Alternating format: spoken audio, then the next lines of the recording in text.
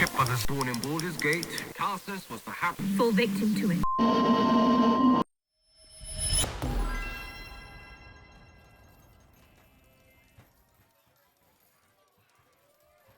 I've seen your kind's handiwork, and I won't fall victim to it. I recently put out a poll on YouTube entitled "Which origin story are you most interested in upon full release of Baldur's Gate 3?" and I was actually pretty surprised to see just how much Shadowheart beat the others. This is obviously by no means a representation of the whole fandom, but I was pretty astonished to see the margin by which she won the vote. It got me wondering whether the interest in Shadowheart was based on her character or the story of Baldur's Gate 3 itself. Sven made it pretty clear in an interview with GameStop in June how important this artifact is, and it's strongly linked up to Shadowheart. We very rarely have things that you must experience, but it's really important that you get this artifact. She has it on her person when we find her, and her entire thing is to bring this artifact to Baldur's Gate. When Sven put emphasis on just how important this box is, it perhaps almost gave Shadowheart main character syndrome. Do you know who I am? No, I can't say that I do. I don't know how to put this, but I'm kind of a big deal. Well, we can, of course, kill Shadowheart. But the box follows us. Even if she's dead, the player will still be thinking, why did Shadowheart have that box? And what did her cloister of Shar worshippers want with it? So apart from the mysterious artifact, why else will Shadowheart be an interesting origin story? Well, she has a very mysterious background. There are some hints to this in the Blighted Village, where she remarks on whether she has played the game scrapped into the ground. Looks familiar. Did I play this once? Long ago? And it's where her magic, not related to the tadpole, is triggered right in front of the broken Selûnite statue. There has already been content data mined that could hint at her having once been a Selûnite, which makes her relationship with the Shar cult even more intriguing, particularly since her memories have been wiped. Unlike the rest of the companions who seem to be rushing towards mysterious and intriguing events in the future, I find myself more intrigued over Shadowheart's past, wondering what happened to her rather than what will happen to her. Imagine what it must have felt like to be a god. A Gale playthrough appeals to me for a number of reasons, one of them being because of the Netherese orb in his chest. He's the only companion with 2 foreign magical objects inside him, which have Netherese influences, and Netherese shadow magic seems like it might be a big part of the story. I spoke about this briefly in my last video, which talks about Gale's possible link to Halaster Blackcloak. In terms of Gale's morality, I really can't decide where his head is at. I'm starting to come round to the idea that Gale is a man who wants to be good, but is constantly hindered in this by his own ambition. He quite possibly has an insatiable desire to study taboo aspects of magic, even if it means having to do sometimes morally questionable things. I spoke about all this in more detail in my Halaster video, but I'll summarise a bit of the evidence that he is on good terms with the mad chaotic evil wizard of Undermountain here. Gale says he hopes Halaster is looking after his pet Tressym, Tara. Halaster is an expert in gates, and Gale gained the orb in his chest from a tome of gateways. Someone commented on the previous video that the hag refers to Gale as an apprentice, and this is true. During her vicious mockery lines, she says, "Who would be jealous of you, apprentice?" Couple that with the idea that Halaster has plenty of apprentices, as well as one of Gale's desires in the mirror in Ilintoth's lair is, "I'd see my rivals humbled, jealous of the majesty that I've become," and you've got a recipe for a man out for power. Not to mention that Gale's original description in the first ever gameplay reveal was, Gale has one ambition, to become the greatest wizard Faerûn has ever known. Anyway, I could spend hours talking about Gale. He actually really interests me. When I do a playthrough with him, it's going to be pushing him to seek out as much power as possible. That's what really fascinates me about him. In a lesser way, he also interests me in how knowledgeable he is about things we come across in the world, offering insight into things that perhaps other companions might know little about. Father shipped me off to the Flaming Fist. Figured they'd teach me a few lessons. Wyll did the worst in the poll, which is surprising to me because I am personally more intrigued by him than I am by Astarion. Unlike Gale, Wyll is likely an actual good man, but he has taken a rather immoral shortcut to become the Blade of Frontiers. I don't think he seeks out power for power's sake, rather he seeks power to help others.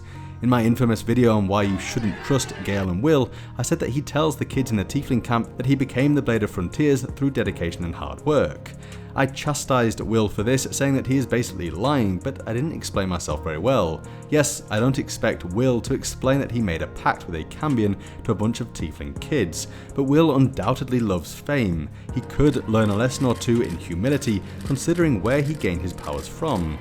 If I had made a deal with a Cambion to augment myself whilst damning my soul, I wouldn't put myself so firmly in the spotlight, playing up to the Blade of Frontiers title. The Hag calls him the Fraud of Frontiers, and I agree, he is a fraud, but he also wants to help people. His origin story is intriguing because he is balancing between wanting to be a genuinely good person, as well as wanting to free himself from his contract with Mizora. Scylla, you mustn't trust this so-called Blade of Frontiers. I know what you are, Wyll. I know what you've done. He's desperate to free Mizora to break the deal, even torturing the prisoner in the Goblin camp if you let him choose. And yes, he does choose to do this if left to his own devices. How far will this good man go to free Mizora? He does leave your group if you attack the Tieflings, but can Wyll's desperate side be pushed later in the game? Can his character arc take a darker turn to preserve his fame and glory, especially when we reach his home of Baldur's Gate and he's perhaps once more confronted by the pressures pushed upon him by his family? Also, from what I've seen by playing through a Warlock custom character, is that Wyll at the moment is the closest we're going to get with actually interacting with our patron. Wyll's patron Mizora appears in Wyll's character art, representing her importance to Wyll himself, and so I think we also have to consider her when talking about why Wyll will be interesting, and why she could also be such a riveting character herself. Now, I did a separate video on how Levistus, Archdevil of Stygia in the Nine Hells, could be Mizora's father. It's a whole thing, so if you'd like to know why, then I've linked that video down below. But Wyll's and Mizora's family could be what makes their arc so fun. Wyll's father is a Patriarch in the city of Baldur's Gate, and his great-grandfather is none other than the founder of the Flaming Fist itself, a man named Elton. Whereas Mizora's potential father, and I have to stress potential here, is perhaps linked to an entire level of the Nine Hells. So I think it would be really intriguing to play as Wyll, especially when interacting with people in the Upper City and the Flaming Fist.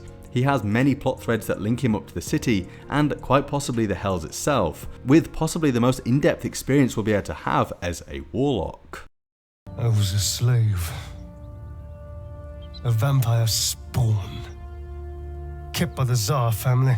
At the time of making this video, Astarion was in second place on the poll, and he's no doubt a companion that engages the community a great deal. His relationship with his master Cazador has been a source of fascination for many parts of the fandom, and perhaps I have interpreted this the wrong way, but it seems like a lot of interest is in Astarion himself, the actual character, rather than his overarching story. Again, I might not have interpreted Astarion's fans that well, because he's one of the characters that I'm least interested in, but I personally take interest in his character's overall arc, rather than their personality.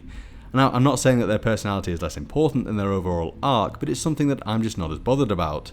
But there are lots of reasons why Astarion's origin story could be really interesting. First off, it's a really fun idea to be able to play as a vampire spawn, especially one that can walk in the sunlight and enter houses without an invitation. But what might be more fun is the chance to bring Astarion's power-hungry side out.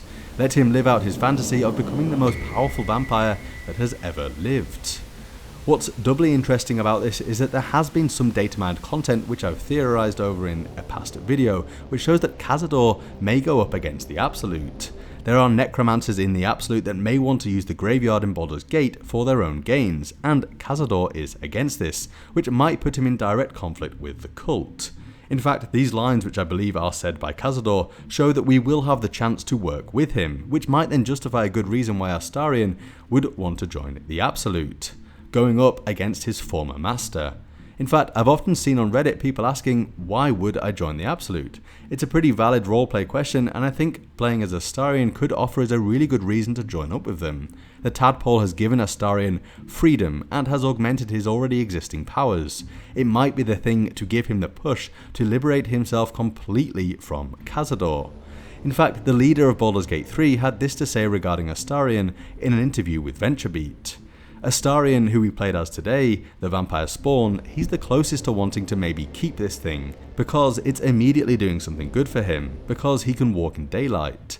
You can play Astarion and just reject it completely, but he's the one who has the biggest temptation to say, this might not be entirely a bad thing. Like Wyll, I'm also looking forward to Astarion's insight into Baldur's Gate itself. He used to be a magistrate there, and Cazador Sar was part of the Tsar family, a once wealthy family of merchants and farmers from the city. I have devoted my life to my queen. I will be her chosen. Lae'zel is famous, or infamous, for being rather abrasive. However, she's the only one in the party that isn't native to Toril, making her quite literally an alien, and in my opinion this is the most interesting thing about her. Unlike Gale, who knows a great deal about the workings of Toril, the creatures upon it, as well as its people, Lae'zel has grown up in a relatively closed society, within a tightly controlled regime where Githyanki are taught that they are superior to other species. They worship Vlaakith as a cult, and would gladly give their lives in her name. Lae'zel is knowledgeable about certain other things. She speaks of the Neogai, and her creche being based upon the Tears of Selûne. She has clearly seen much, but likely only through Vlaakith-tinted goggles, viewing the entire universe in the context of Githyanki society. We begin to see Lae'zel's vision of her society crack ever so slightly after her interaction with the Kithrak, whom she sees as disloyal to Vlaakith. Again, she is still obsessed with her Lich Queen, but I think it could be really fun to push Lae'zel's fragmenting view of her society to an extreme, to make her see Tunarath and the brutal Githyanki society for what it really is, a well-oiled machine of lies fabricated by Vlaakith herself. For those that aren't familiar with the Forgotten Realms or Toril in general, it might actually be really useful to play as Lae'zel. You'll be able to learn about the world alongside her. Anyway, thanks for watching, see you next time, bye!